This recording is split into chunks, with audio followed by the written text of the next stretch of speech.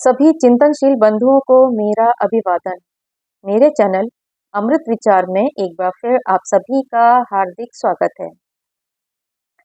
अभी तक जिन लोगों ने मेरे चैनल को सब्सक्राइब नहीं किया है, कृपया मेरे चैनल को सब्सक्राइब करें, लाइक करें और ज़्यादा से ज़्यादा शेयर करें, जिससे मैं इसी प्रकार अन्य जानकारियाँ ज़्यादा से ज़्यादा लोगों तक पहुँचा सकूँ।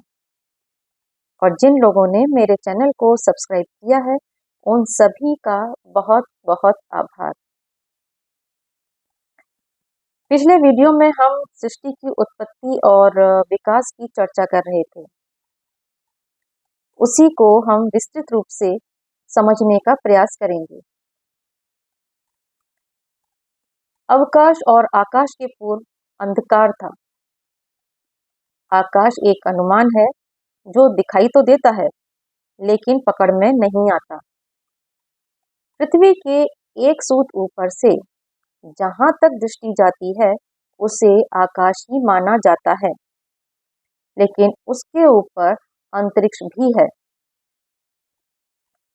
आकाश अर्थात वायुमंडल का घेरा, स्काई। खाली स्थान अर्थात स्पेस।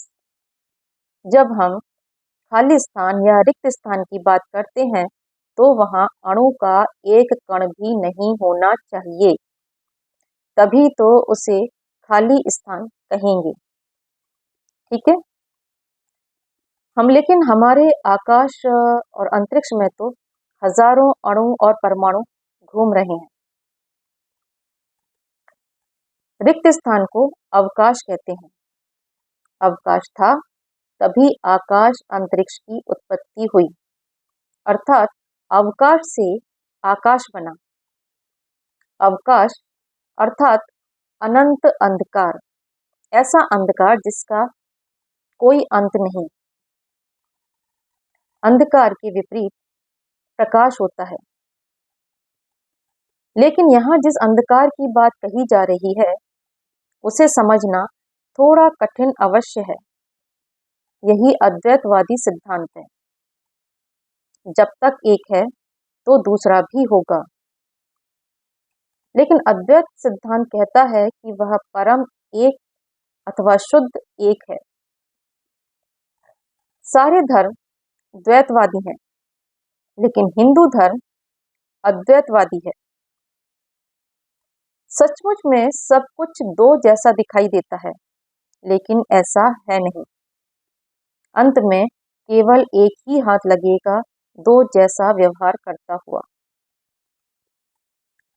नर और मादा सृष्टि की सबसे अंतिम रचना है। नकारात्मक और सकारात्मक शक्तियां भी बाद की उत्पत्ति हैं। इसलिए ये कहना कि ईश्वर के विपरीत शैतान है, यह तो ईश्वर के विरुद्ध बात हुई। सबसे बड़ी ईश निंदा यही है कि आपने शैतान को ईश्वर के विपरीत मान लिया, अथवा उसे ईश्वर के समकक्ष रखा। जो लोग द्वैतवादी हैं, वह अधूरे हैं। ब्रह्म अर्थात आत्मा से आकाश अर्थात जो कारण रूप द्रव्य अर्थात ब्रह्माणु जो सर्वत्र फैल रहा था, उसको एकत्र करने से अवकाश उत्पन्न होता है। वास्तव में आकाश की उत्पत्ति नहीं होती, क्योंकि बिना अवकाश के प्रकृति और परमाणु कहाँ ठहर सकते हैं, और बिना अवकाश के आकाश कहाँ से होगा।